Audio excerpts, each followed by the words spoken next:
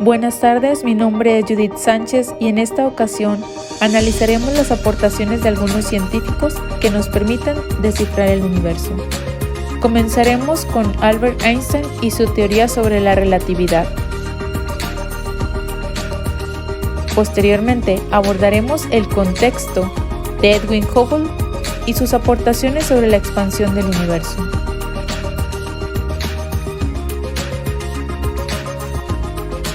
En nuestro trayecto abordaremos además la teoría del Big Bang y la radiación cósmica.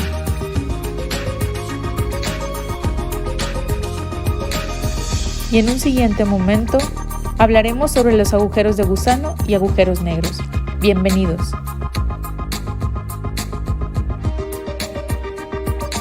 Hablando sobre Albert Einstein y su teoría de la relatividad.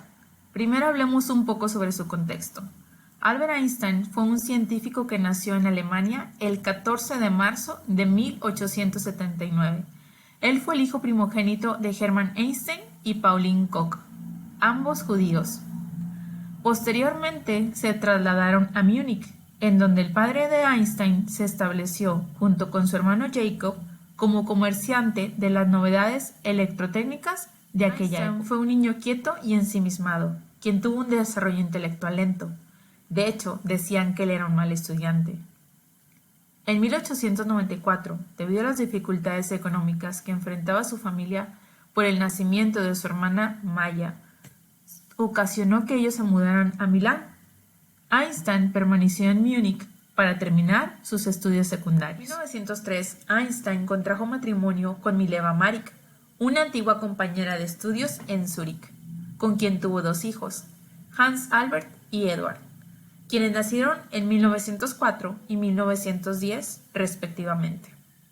Después, en el año de 1919, se divorciaron y Einstein se casó de nuevo, ahora con su prima Elsa. La primera revolución científica del siglo XX se produjo cuando Albert Einstein formuló en 1905 la teoría de la relatividad especial. La fórmula elaborada por Einstein completó la teoría de la relatividad especial que el físico alemán postuló y que sostiene que el movimiento es relativo al observador, mientras la velocidad de la luz siempre es constante. Hablando sobre los literales de la fórmula que hoy en día todos conocemos, obtenemos que E es por energía, la literal M por masa y C por la velocidad de la luz, la cual es de 300.000 km por segundo al cuadrado. El aumento de la energía causa un aumento directamente proporcional en la masa. En otras palabras, al viajar más rápido y aumentar la energía, la masa crece, y mientras más masa tiene un objeto, más difícil es acelerarlo, por lo que nada puede alcanzar la velocidad de la luz. Cuando algo va muy rápido y con mucha energía, hay un puente o unión entre la energía y la masa. Esto quiere decir que puedes convertir la energía en masa y la masa en energía. Si tienes mucha energía, cualquiera que sea su forma, puede convertirse en masa. Puedes hacer que algunas partículas de masa aparezcan a partir de la energía y viceversa. Esto es lo que significa la ecuación. Energía y masa son lo mismo. La idea de Einstein fue suponer que la gravedad, que está por todos lados y en todo momento en el universo, está íntimamente unida al espacio y al tiempo. Propuso que el nexo de unión era la geometría. Lo que ocurre, dice Einstein, es que en presencia de una masa, el espacio-tiempo se deforma, de modo que cualquier otra masa nota ese espacio deformado y se ve obligada a seguir trayectorias diferentes a cuando estaba el espacio sin deformar, es decir, sin ninguna masa. Hablando ahora sobre el contexto y las aportaciones de Edwin Hubble, él nació en Estados Unidos en el año de 1889 en San Marino. Fue un astrónomo estadounidense que entró a trabajar en el Observatorio del Monte Wilson en California.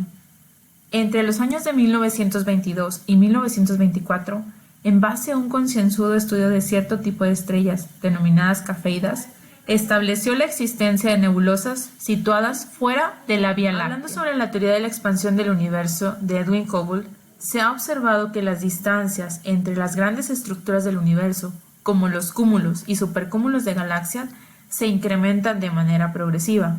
Este hecho observacional se denomina expansión del universo y fue descubierto por Edwin Powell Hubble y Milton Lassell Hutchinson en el año de 1929.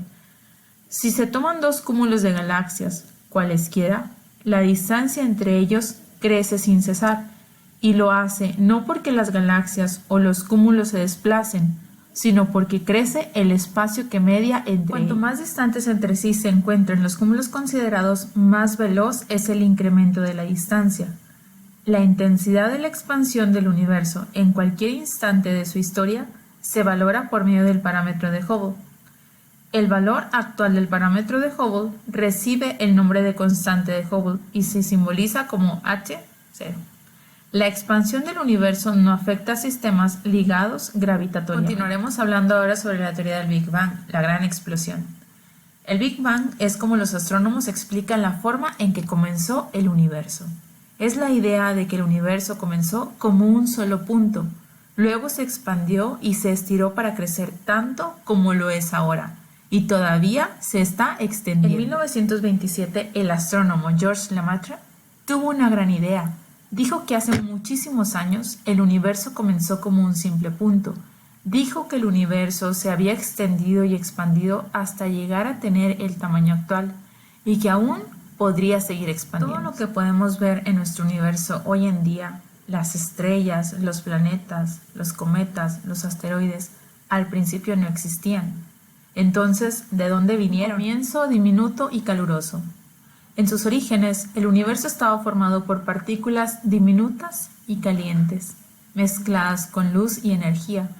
No se parecía en nada a lo que vemos ahora. A medida que todo esto se fue expandiendo y fue ocupando más espacio, el universo se empezó a enfriar. Las pequeñas partículas se agruparon y formaron los átomos. Después, esos átomos se agruparon. Luego de muchísimo tiempo, los átomos se juntaron para formar las estrellas y las galaxias. Las primeras estrellas crearon átomos y grupos de átomos más grandes. De ahí nacieron más estrellas. Al mismo tiempo, las galaxias se chocaban y agrupaban unas con otras. A medida que nacían nuevas estrellas y morían otras, se formaban asteroides, cometas, planetas y agujeros negros. ¿Y cuánto tiempo llevó todo esto? Ahora sabemos que el universo tiene 13.8 mil millones de años de edad. Esto es muchísimo tiempo. ¿Por qué recibió este nombre de Big Bang? De acuerdo a esta teoría, así es como se originó el universo. Debido a que creció muchísimo y trajo grandes resultados, algunas personas lo llaman Big Bang, es decir, la gran explosión. La radiación de microondas cósmica de fondo es la luz remanente de la radiación del origen del universo. En principio, los fotones de esta radiación se orientan sin una dirección preferencial. Cuando hay una interacción con estos fotones que los obliga a orientarse en una dirección preferente, se dice que la radiación está polarizada. La radiación cósmica de fondo es una tenue radiación que llena el universo por completo. Representa una de las pruebas más concretas sobre el origen de nuestro universo. La radiación del fondo cósmico de microondas ha jugado y hoy en día sigue jugando un papel decisivo para entender el origen de nuestro universo. De acuerdo con el modelo estándar del Big Bang, la edad de este es de unos 13.700 millones de años. En su pasado remoto pasó por un estado muy denso y caliente, experimentando de esta manera una rápida expansión. Estaba lleno de partículas elementales, incluyendo radiación electromagnética en continua interacción y distribuyéndose muy uniformemente por todo el espacio. 380.000 años después de la gran explosión, es decir, del Big Bang, dicha radiación se había enfriado debido a la expansión, hasta tal punto que ya no tenía suficiente energía para ionizar los átomos de hidrógeno. A partir de este momento, la radiación se separa del resto de las partículas, pudiéndose mover libremente a través del universo.